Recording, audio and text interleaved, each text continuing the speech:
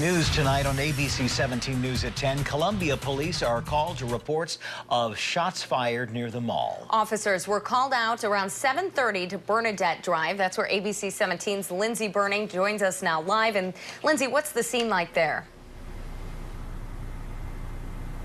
Well, Marissa, right now there's no Columbia police here. They just left here about an hour and a half ago. But earlier, several Columbia police officers along with mall security were here for about an hour searching with flashlights for shell casings.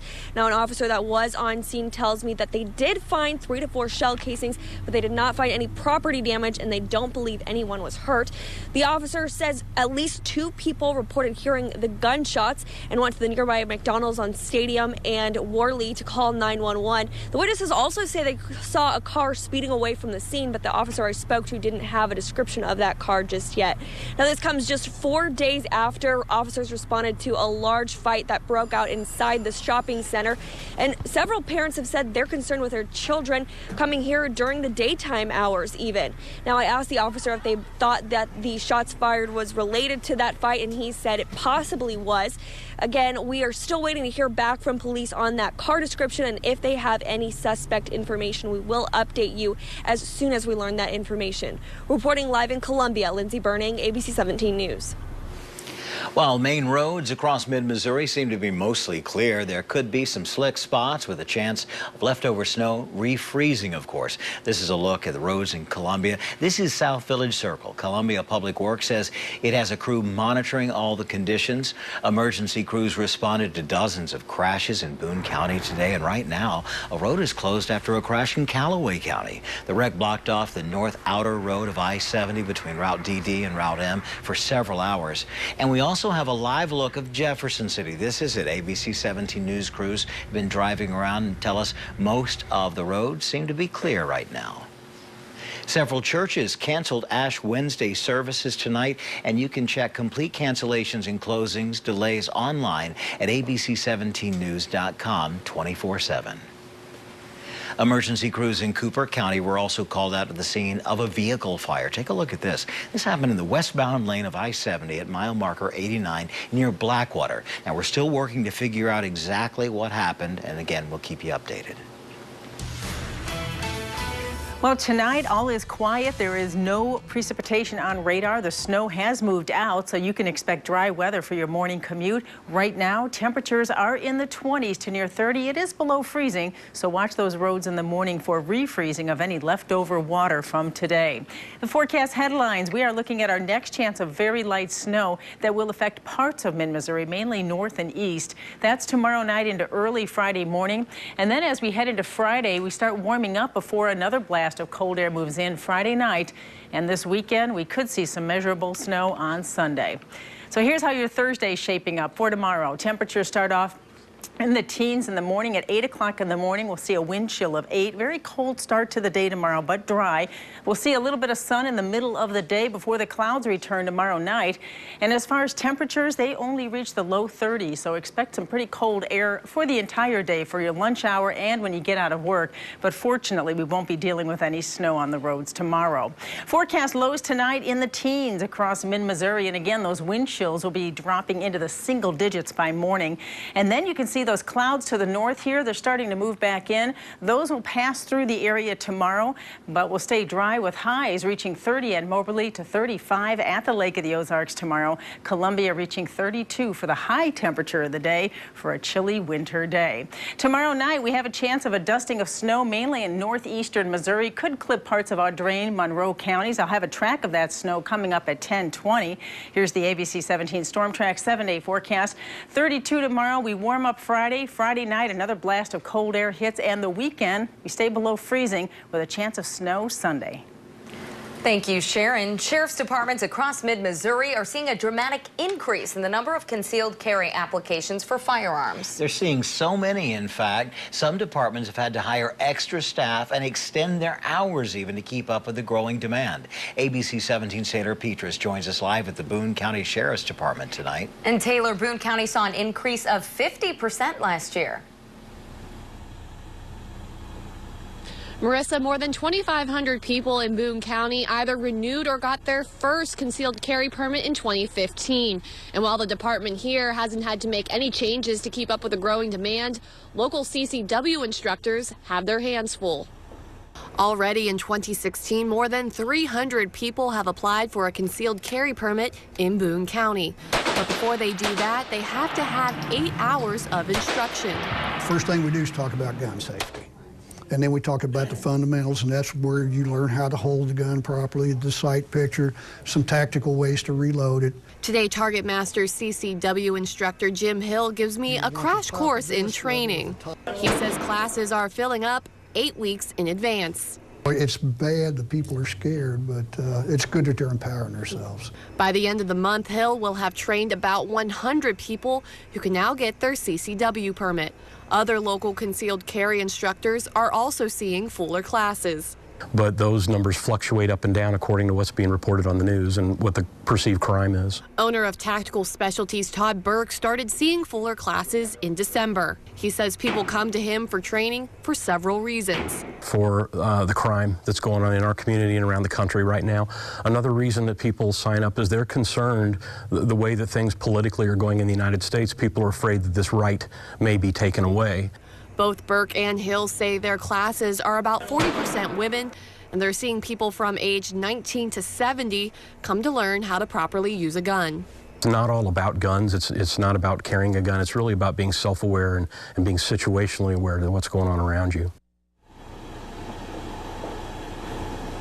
I also reached out to several other sheriff's departments to get their CCW numbers, including Pulaski, Cole, and Callaway County, but I'm still waiting to hear back. Reporting live at the Boone County Sheriff's Department tonight, Taylor Petrus, ABC 17 News. Thanks, Taylor. We did hear back from the Miller County Sheriff's Department. That department says it saw more than a 100% increase in permit applications from 2014 to 2015.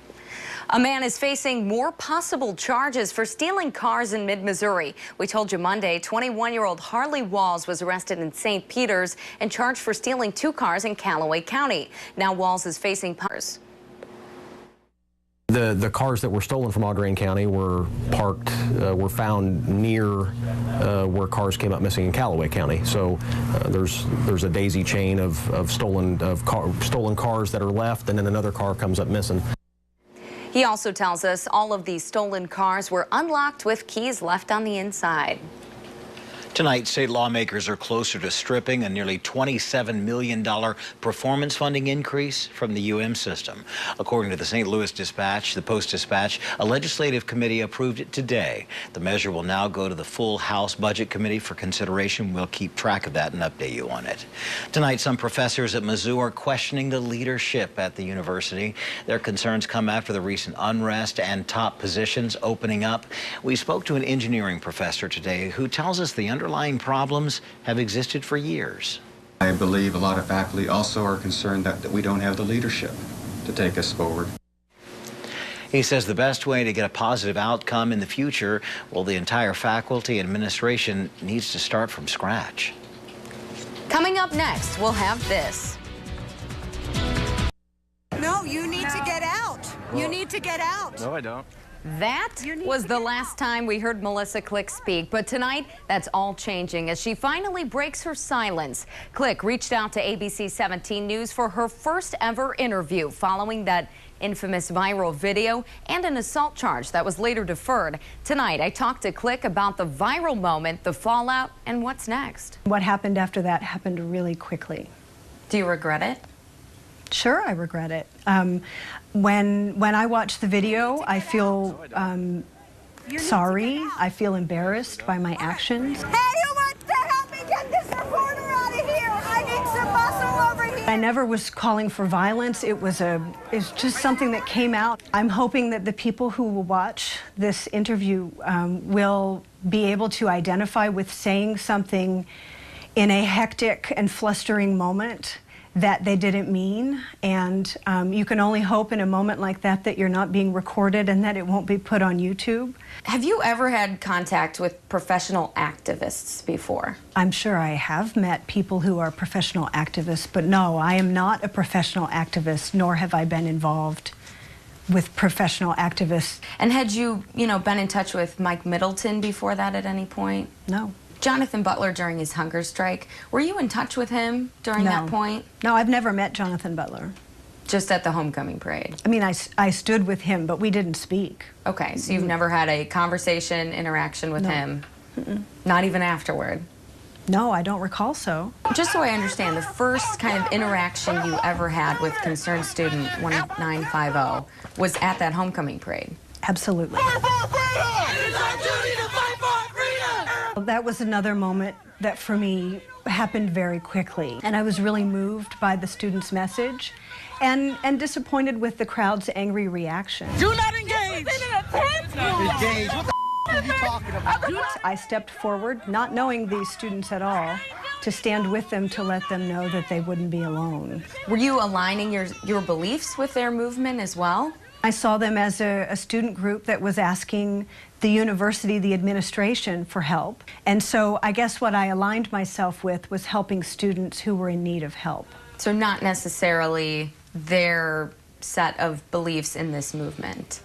Well, I never had any discussions or consultations with them about what actions they were taking in the movement. So I wasn't that engaged with them to know intimately what they were doing and what they were trying to accomplish. Oh, a lot of people say, hey, you're a communications professor. You know about the First Amendment. Why did this happen the way it did? Well, I think context is really important. I didn't see any police present on campus that day. And then to think back about how MU students, staff, and faculty were the only ones present on the quad to keep the crowd calm. I think that raises a lot of questions about who was in charge of the university that day. Were you surprised when you were charged with assault? I wasn't surprised that I was charged given the politically charged nature of the video. I think that the prosecutor was under a lot of pressure to have people feel that he held me accountable. But I do think that ultimately, because he deferred and dismissed the charge, he believed that I shouldn't be found guilty of misdemeanor assault. And, I believe that it's important to realize that many incidents that could have been considered assault happened that day on Carnahan Quad. You have been the target of many lawmakers right now. Putting the university under a lot of pressure, talking about budget cuts. You've kind of been the poster of that. What has that been like for you, having the legislature be so involved? Well, I think it's fairly common these days that public universities' missions are finding themselves at odds with the boards and the legislatures that govern and fund them. Difficulties with the Missouri legislature have a long history involving politics and money. So yes, maybe I have become the poster child of this current battle. I think that if that video hadn't been recorded, somebody else would be the face of it because the struggle was already there. Have you ever considered that stepping down would be a good option for the university as a whole? I do believe that the mistakes that I made that day should be put in the greater context of my 12 years at the University of Missouri. So what's next for you? Well, I hope I'm put back in my classroom soon. My students want me back. I'm ready to be back in my job. I don't believe I'm a danger to anyone. I have a lot to give the University of Missouri still, so I am awaiting good news from the Board of Curators that I can go back to the classroom. And I'm going to stay and fight for my job. Once the cameras were off and I was walking Melissa Click to the door after the interview, she said to me, quote, "I hope people see me as a person and not a monster," end quote. You can check out the entire nearly half-hour interview for yourself. It's all posted on abc17news.com. Well, parts of mid-Missouri could see a little bit of snow late tomorrow night and early Friday. I have a track of that coming up. I'll also take a look at our snow chances for the weekend next. Well, we're still dealing with this cold air, and we've got a couple more days, actually several more days, that will see those very cold temperatures, although we warm up a little bit Friday. Outside now, we're in the 20s. Wind chills have dipped into the teens, and those wind chills will drop down into the single digits briefly in the morning. The out-the-door forecast for your Thursday showing temperatures early start off in the teens, and you want to keep those coats with you all day long. It's just not going to warm up much. We stay in the low 30s in the afternoon. And as far as the wind chill readings, you can see at 6 in the morning, we have that single-digit wind chill of 8 and a wind chill of 11 at 9 in the morning. So it'll be quite cold tomorrow, but fortunately we have a dry day ahead. However, we'll see some sunshine mixed with clouds, and those clouds will increase again late in the day. In the evening, the clouds thicken up, and we'll even see a chance of light snow developing by midnight in our northeast counties. You can see this slides in from the north, and there's a chance we could get a dusting out of it far northeastern parts of mid-Missouri by late Friday or Thursday night into Friday morning. So possibility there could be a little snow on some of the roads for the morning commute Friday, primarily north and east in Monroe, Drain, and Randolph counties. This is 4 in the morning Friday. Notice that snow pulls out of here quickly, and then skies actually start to clear. There's some cold air that's going to move in late in the day Friday. So although we warm up a little bit during the day, they're going to drop right back down Friday night. Here's a track of that, future track, showing those temperatures in the 30s, even some upper 30s Friday afternoon. It'll feel a little better. But watch this. The Arctic air comes right back in, and as that drops, we're going to see those cold teens by 9 o'clock Friday night, north of 70, 20 south, and look at by early Saturday morning, it is just quite bitter out there. Temperatures starting off in the low teens Saturday morning. This weekend, Saturday's dry and cold, but Sunday we have a chance of snow. It looks like after 9 o'clock we could start to see some light snow moving in Sunday, and some light accumulations possible. We're going to keep an eye on that for you. Stay tuned here and at abc17news.com for more updates with Snow Tracker on the amounts for Sunday. And then next week we start warming back up into the 40s and 50s. And I did post a blog on our website under the weather tab. You can go there and read all about our snow chances the next few days. Good stuff. Thanks, Sharon. All right. The city of Fayette is suing a major company after receiving some pretty hefty phone bills. We are breaking down the details of the lawsuit next. It says AT&T is charging it more than 300% than the town's contract allows, and now Fayette is taking them to court. ABC 17's Lucas Geisler joins us live from our newsroom with a story you'll only see here tonight. Lucas, the city says it just wants this issue resolved. Hey, Joey and Marissa, City Administrator Robin Triplett tells me they have been working for the last 3 years on this contract dispute that's cost taxpayers tens of thousands of dollars. Robin Triplett says the phones in Fayette city government got better in 1999. That's when they signed a contract with AT&T on a Plexar system, allowing them to transfer calls easily. But when they renewed that contract in 2012, their bill came in for much more than they thought. And that's why we started looking at different services, because we can't afford that. The contract given to ABC 17 News shows the two signed a deal not to exceed $849 a month. But a lawsuit filed today says the same month they signed the deal, they got a bill for $1,700 and around the same amount in December. An email provided by the city shows that AT&T did give more than $2,000 back in the middle of 2013, as the company explains that they were correcting charges. But Triplett says since then the overbilling has continued, and that they haven't received an explanation from the company as to why it's happening. Triplett says most of the nearly $82,000 they've paid so far comes from the city's general fund. And that is money that can be used to pay for what? Yeah, street improvements. That is one thing that we're looking at right now. We could sure put that money into some street improvements. Triplett says they switched telephone providers in the summer of 2015, but she says they still want to work with AT&T for other services such as internet, but they need to resolve this contract issue. I did try to get a hold of AT&T today. Spokeswoman says they haven't seen the lawsuit, so they will not be commenting on it yet. Reporting live in the newsroom, Lucas Geisler, ABC 17 News. And Fayette has about $9,000 budgeted for phone and internet service this fiscal year. Their AT&T bill last month alone, $2,800. ABC 17's Andrew Kaufman is in next with sports.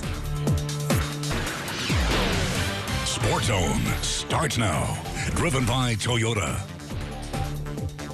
We're almost at the point where I don't have enough fingers to count how many losses Mizzou has in a row. Before today's game against Vanderbilt, Mizzou had 8 in a row, and Tonight, it's now 9 in a row as an 86-71 is the final score. But what a night for senior Ryan Rosberg. For the second straight game, he has set a career high, finished with 24 points and 11 rebounds. Jakina Gant, fresh off his suspension, also had a career high in scoring with 16 points. Gant and Rosberg shot 60% for the game, but the rest of the team shot 24%. Meanwhile, Vandy shot 48% from the field. So Mizzou is now 8-16 and 1-10 in SEC play. And we've got to show you these highlights in the SEC. Alabama hosting Texas A&M. 5 seconds remaining in the game. Aggies down 1. Anthony Collins drives the hole and he gets fouled. And he's a 93% free throw shooter, so this one's as good as the Aggies win. But oh no, he misses the first. But no, he's a 93% free throw shooter.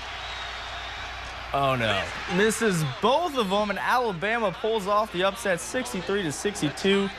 It's the Aggies' third straight loss since cracking the top 10. All right, women's basketball time, and their star, Sophie Cunningham, received a heck of an endorsement today from WNBA All-Star Skylar Diggins.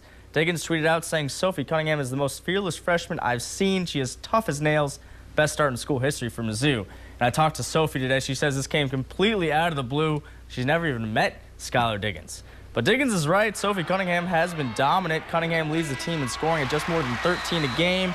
But the team is third in the SEC in turnovers. Mizzou averages 18 a game. We've had way too many turnovers, and we've got to clean that up. We got to play with a greater sense of urgency on the offensive end. So we'll continue to break it down in drill work. We do work on that in practices. We'll continue to watch film, and we just got to get a little bit tougher. Definitely, it can be really frustrating because you see the same things over and over. But I think the most positive thing is we haven't gotten down on ourselves about it. We've got the right mindset. We're still willing to try to fix it. We've got time to fix it, and that's what we're going to do.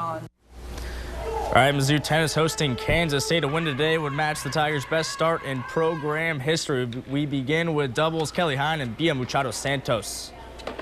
Machado Santos with the forehand winner. Hine and Machado Santos also won their singles matches in front of former Mizzou Chancellor Arbo and Lofton. How about court 3? Brittany Lashway and Claire Rayleigh. Lashway forces the unforced error. Gets the high five, and they get the win 6-3 in the match. On court 2, Cassidy Spearman and Brianna Lashway. They're able to force the break. They get the break. And Mizzou also gets a break. They win 5-2. They're 7-0. That matches their best start in program history. All right, Andrew, thanks. Sharon has your hourly temps and wind chill tomorrow next. There is a look at temperatures for tomorrow. We start off in the teens, reaching the low 30s in the afternoon. Thanks, Sharon. And thanks for watching. Kimmel's next. See you tomorrow. And now, ABC's Jimmy Kimmel Live.